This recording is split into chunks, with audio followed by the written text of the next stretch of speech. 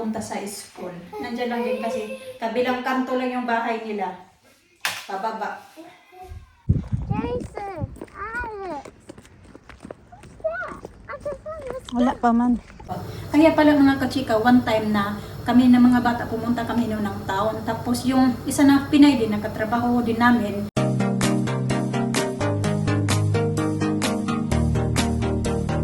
Good morning mga kachika!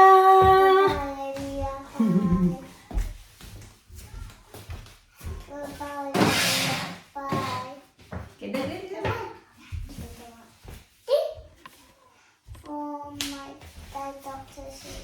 Hapsa mo.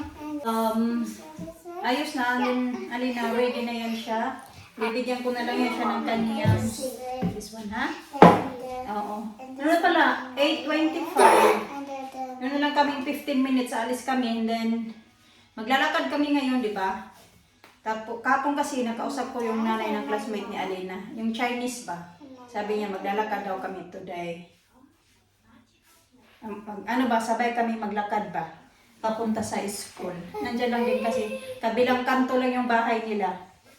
Pababa. Which pedals? I have this or this one? This. The pink one. Ayaw sa. The bottom one.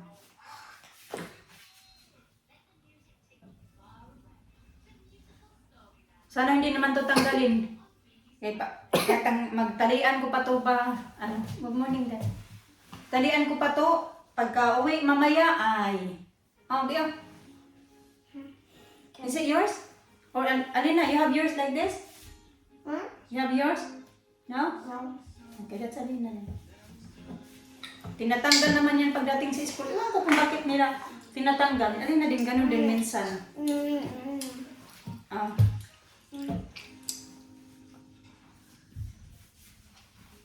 I got yours here now.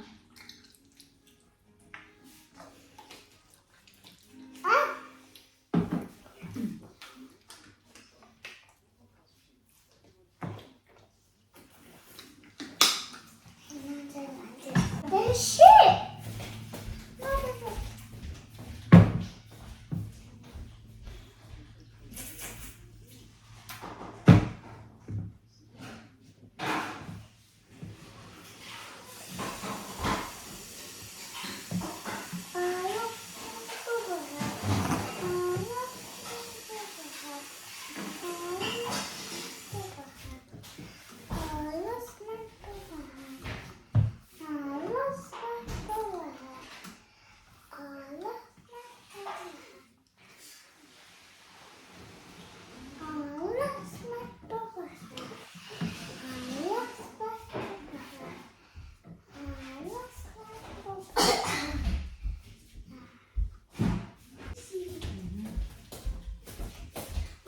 Before, Mama, we walked together.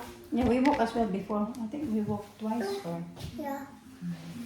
Yeah, you carry your... I remember. Book bag. I remember. Yeah, that's yours. This is Alisa. Mama, I'm going to Lucy's house No, we're gonna walk down. with Lucy. Yeah, we're gonna walk down. We're gonna walk down to school with Lucy. With up there. Oh, my walk up Lucy's house. Not today, because she's going to school today. Lisa, we're going to walk with Lucy. Do you want to go? Yeah. Andyan lang yan sa street na yan dyan mga kachika. Yung sa, yan, right side na street. Jason, Alex, Jason. Andyan sila. Tara, go. Jason, Alex. What's that? I just found this. Wala pa man. Usapan kasi namin 8:40. So wala pa din kasing 8:40 kaya wala pa sila dito.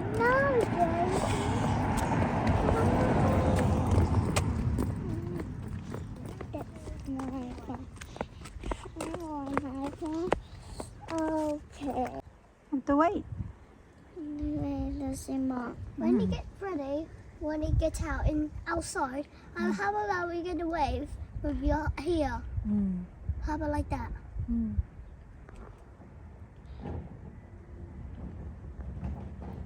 Mahangin ba? Nilalamig ako. Pati yung mga bata malamig daw. Dapat nag-coat pala kami. Ano? Hangin. Mommy. Bihis pala ako kayo na bago kami umalis kasi di ba yung damit ko. Parang nilalamig mga ako kaya nagbihis ako ng ganito. Ayan, magti 10 o'clock na pala mga kachika. Mga ano na din, 40 minutes na din simula dumating ako dito sa bahay kaso na inayos ko muna yung video ko na in-upload ko kagabi, na-upload na kasi siya kaya inarangkada ko na sa YouTube namin. Maghugas lang ako ng kamay ha. Hindi na ako nakapag-video habang naglalakad kami kasi na busy na chika-chika na ano pauwi din, nag-chika-chika din kami. Yung nanay pa ng classmate ni Alina, daming mga pinag-usapan na kung ano-ano pa na dating pa doon.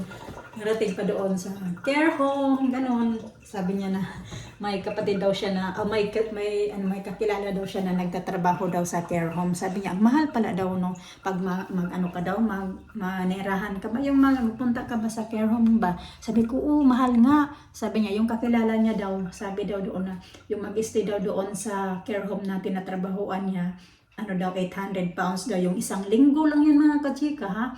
Imagine, isang linggo, 800 pounds. Tapos sabi ko, naku, mas mahal nga doon yung dati na tinatrabahoan ko, yung sa nursing home. Sabi ko, doon naman, ano siya, no, doon, 1,200 kasi yun yung sabi sa akin dati, yun yung may residente ba na, yung nag-flirt sa akin, di ba?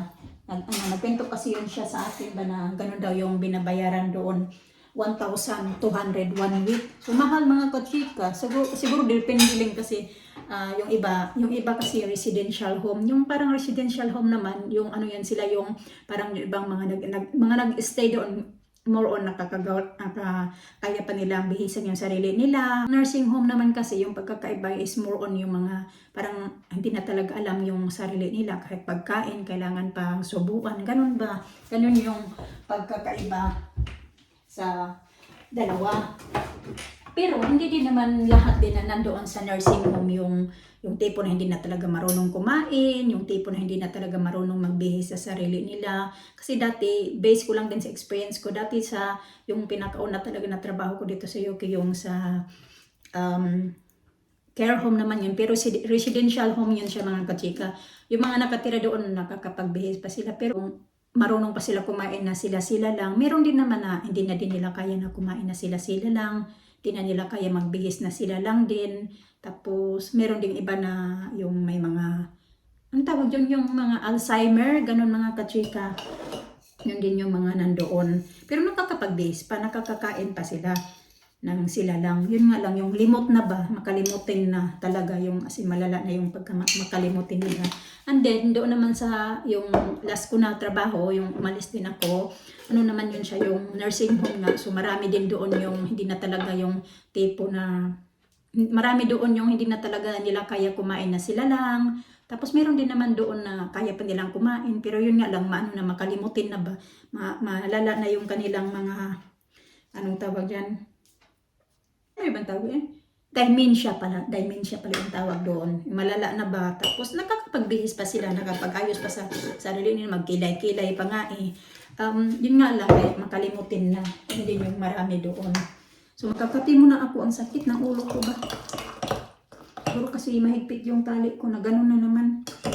Eh, di ba nagkain ako kahapon ng ano, ito. Ito gawin kong pansit mga kachika yata. Ay sa masayang. Kasi pag gagawa ako ng pansit, kumakain yung mga bata. Si Alina gustong gusto niya. Okay. Putlo. Nalala ko to, parang may ganito yung garden niya sa atin ba. Ganun, parang ganun yung lasa niya mga kachika. Yung mga, may mga raisin. Ganun. Nabili ko namin sa M&S. Magkakabili na ka din naman kahit sa ibang mga shops ba. Ganun. Ayan. Basta naalala ko lang na may ganito yung garden niya, di ba? Luto na ako mga kachika. Ano na ako nagkapagluto agad alas 11 na pala. Ang sige talaga ng ulo ko ba. Agad ako nakapagluto kasi kachat ko yung ate ko. Yung ate ko ba na nasa Tacloban na mga kachika. Ayan. So, naisip ko na hindi ko lang siya lalagyan ng gulay kasi paglagyan ko siya ng carrots or ano yung cabbage, yung ano ba, yung repolyo, ayaw ni Alina. Kaya ito na ilalagay ko. Sibuyas, bawang, saka ito nga, Nilalagyan ko siya ng dark soy. Ito lalagyan ko nito kasi meron kami ganito last time. Nagluto ako dito. Hindi ko nilagyan. Papasarap kasi yun siya. Kaya na natin yan. Madali lang ito magluto ba? Pero alam ko yung iba hindi ayaw nila. Kahit yung nanay ko ayaw niya mga kachika namang ito kasi nalalansahan siya. Pero ako gusto ko talaga mga kachika kahit hindi ko talaga yung pagpalit sa ibang basta may sardinas na ipansit. Pagpalit sa ibang mga pagkain. Ganun. Sarap yan. Tapos yan na din yung iulam ko for lunch. Parang na din breakfast na. Yung bread pa lang din naman yung kinain ko. Uy, ang tulis naman ito.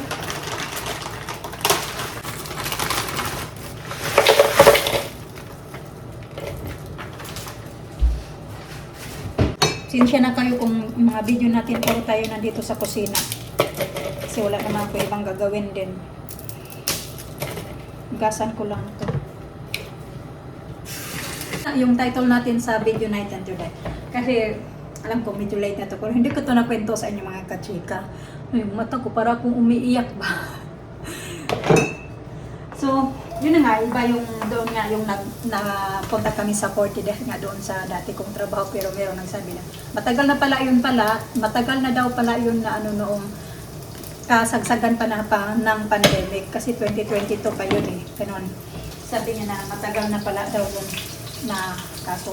Kasi alam naman natin lahat naman siguro alam natin na pagdating talaga sa kaso hindi naman agad-agad yan mariresolve, di ba? Naabot mo na ng isang taon or ilang months bago ma-resolve yung kaso. At sa Pinas ganun din naman yata. So anyway, yun na nga yung nangyari. Tapos nung nasa 40 na kami mga kachika, pinto na lang ako.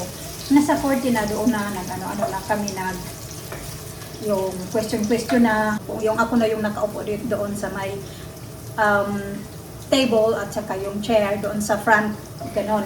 Tapos yung mga kasama namin na doon sa likod, pati yung nangyari ng care home at saka yung manager. Doon sabi doon sa manager na yung mga kachika, yung Filipina, kasi may mga Filipina doon na nagtatrabaho, siguro mga kasama ako, mga 4 kami nandoon na 4 ba? O tama, 4. Kasali na ako, 4 kami doon na Filipina at isang Thai. So yung isang Filipina doon, siya yung nagpapasok sa akin sa trabaho. Yung Filipina daw na nagpapasok sa akin doon, at siya din yung nag-message sa akin na ganito ganyan, may COVID doon sa trabaho. Kaya yung gabi na yun hindi ako pumasok kasi siya yung nag-message sa akin na mag-ingat ka kasi may COVID doon sa trabaho. Which is, ako natakot din ako para sa mga anak ko.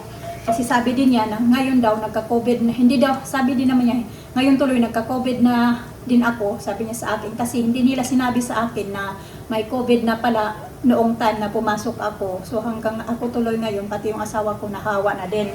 Yun yung sabi niya. Kaya natakot ako mga kachika. So anyway, yun na, balik na tayo. Pagdating doon, yun na yung, doon na sa court nga, sabi sabi daw ng Filipina na yun, yung nagpapasok na sa akin doon. At I think, napakita ko din yun siya sa vlog kasi may one time yun na naggala-gala kami sa town. So nasali ko yun siya sa vlog. Yun daw Filipina na yun, at saka yung my best friend yun siya na Thai woman naman siya mga kachika. Best friend sila talaga palagi. Parang sila doon sa side ba ng manager at saka doon sa may-ari ng care home na yon, residential home. Parang doon sila sa side nila. Tapos yun nagsulat-sulat pa sila. Parang anong bang tawag yun? Yung parang nagsulat pa sila na ganito ganyan yung manager, ganun ba? Di ko lang mapasensya na yung utak ko hindi ka gumagana kasi nga masakit yung ulo ko. Nung nasa 40 na nga kami, sabi doon ng manager na yung Pinay na yun at saka yung Thai woman daw, nakiusap daw ako sa kanila, yun na yun. Binaliktad na yung istorya. Nakiusap daw ako sa kanila na yung umabay sila sa aking side ba, hindi doon sa kabilang side. Sabi ko din naman na I never asked that. I never talked to them about the case. Hindi ko din talaga pininto din sa Pilipina na yun. Yung Thai woman, hindi ko naman yun kilala talaga. Nakikita ko lang siya kung yung mga post nila sa Facebook or sila yung sa trabaho nga kasi magtrabaho siya ng pang-araw, ako naman pang-gabi doon. Kaya hindi ko din siya kilala talaga. Although naabutan ko lang siya doon sa work. Yun, tapos yun doon nga sila mano sa kabilang side. Tapos gumawa sila ng pinto mga kachika na nag-ask daw ako sa kanila na dito sila kumampi sa akin. Yung parang kinakalimutan ko talaga yung tamang word ba mga kachika pa yung wetness. Sabi yung wetness, gusto nila na nag-ask daw ako sa kanila na mag-wetness sila dito sa side ko na hindi doon sa kabilang side. Tapos nagulat ako, sabi ko, no, sabi ko din, I never ask them to na kumampi sila sa akin or what, kasi hindi ko nga din yung time na woman, hindi ko pa nga yan siya basta-basta na nakikilala or hindi ko nga yan siya talaga kilala kasi nakikita ko lang yan siya sa work, nagkakaabutan pa kami pero never pa talaga kami nag-usap at saka hindi kami magkaibigan yan. Binaliktad nila yung istorya mga kachika na humingi daw ako sa kanila ng pabor na kumampi sila sa akin na yun lang, sinabi ko lang din na hindi naman yan totoo na nag-ask ako sa kanila, which is hindi talaga totoo na nag-ask ako sa kanila kasi alam ko naman na hindi sila kakampi sa akin, doon sila kakampi kasi mga close niya yung mga yung mga nagtatrabaho doon na mga puti. Tapos yun sabi pa nga niya na kaya sila umalis na din kasi sila doon yung Filipina na yun, nasa na siya, sa hospital na siya ngayon nagtatrabaho. Tapos yun siya pa nga yung nagsabi sa akin na kaya aalis siya kasi daw matatama daw yung mga katrabaho niya sa araw, ganun. Sa gabi naman, wala naman akong problema mga kachika pag nagtatrabaho ako sa gabi kasi dalawa lang kami, tsaka ako tsaka yung senior carer. So okay naman siya sa akin kasi yung parang bakla ba, pero mabait siya sa akin, yung parang wala kaming problema together. Wala naman akong problema, pero ayun nga, nagka-problema lang doon yung sa manager na nga lang kay medyo may hindi talaga siya fair na the way na mag-treat siya sa kaniyang mga empleyado ba na hinahawakan niya, ganun na minamanage niya. Kaya yan yun. Pero yun na nga, nagulat lang ako ba kasi nga binaliktad niya yung na gumawa sila ng istorya tungkol sa akin nang humingi ako ng pabor sa kanila na maging witness ko sila. Sabi ko lang ngayon na mga bali dalawang trabaho na yung umalis ako. Yung parang mga kachika. Yung sa first naman, hindi talaga ako umalis. Tinanggal nila ako doon. Tapos, yung sa pangalawa ako yung umalis talaga, di ba? Then yun na, yun ba, pinag-ano ko doon mga kachika, yung experience ko ngayon ba, if ever man makahanap ako ng trabaho, siguro, gagawin ko na lang kung yung trabaho, ayaw ko na yung ako doon, yung siguro, for na lang, yung pakisama na lang, pero ayaw ko na yung makipag-close doon sa mga katrabaho ko ba. Kasi nga, mahirap lalo na pag mga Pinay, kakalabanin ka talaga mga kachika, kahit alam naman nila na kung ano yung totoo at ganun. Kaya pala mga kachika, one time na kami na mga bata, pumunta kami noon ng town. Tapos yung isa na Pinay din, nakatrabaho din namin doon. Okay naman kami ni ate, wala naman problema. Yung isang Pinay doon, na sabi ko lang sa inyo na naggumawa ng kwento na naghingi ako ng pabor sa kanya na mag-witness sila sa akin against doon sa manager at saka may-ari ng residential home na yon. Hindi na siya makatingin ng mga kachika. Hindi na siya makatingin sa akin ng diretsuhan. Pag ganun-ganun na talaga siya mga kachika. Kaya na-sense ko kaagad na, alam ko na pala kung bakit hindi ka na makatingin-tingin. Kasi usually nagpapansinan kami niya na, ganito ganyan, kumustahan ba? Kasi talaga yung landas namin, nagkatatagpo talaga yung landas namin kasi isa lang yung town kung saan kami nakatira. Wala naman sanang problema sa akin yun ba, pero nagulat lang ako na gumawa siya ng kwento. Yun yung kinagulat ko, kaya pala hindi na siya makatingin. Kaya pala hindi na siya makatingin ng diretsuhan kasi yun pala may gumawa na siya ng kwento. Yung mga kaibigan niya, yung mga puti doon ba, pero yun nga, bina-backstab din niya na mga tamad daw yung mga katrabaho niya sa araw. Pero yun nga, nagkikipag-close pa din siya. Kaya ngayon, ang dami natutunan ko ba na hirap talaga magtiwala kahit pa nasa ibang bansa ka, ako sabihin natin nakakababayan natin, mahirap magtiwala kasi hindi natin alam kung ano yung mga nasa utak nila. Mahirap na talaga magtiwala ngayon, yung magtiwalaan mo na lang, sarili mo na lang, ganun. Syempre, yung pamilya mo pa din naman, pero yun nga, pagdating ba sa trabaho ba,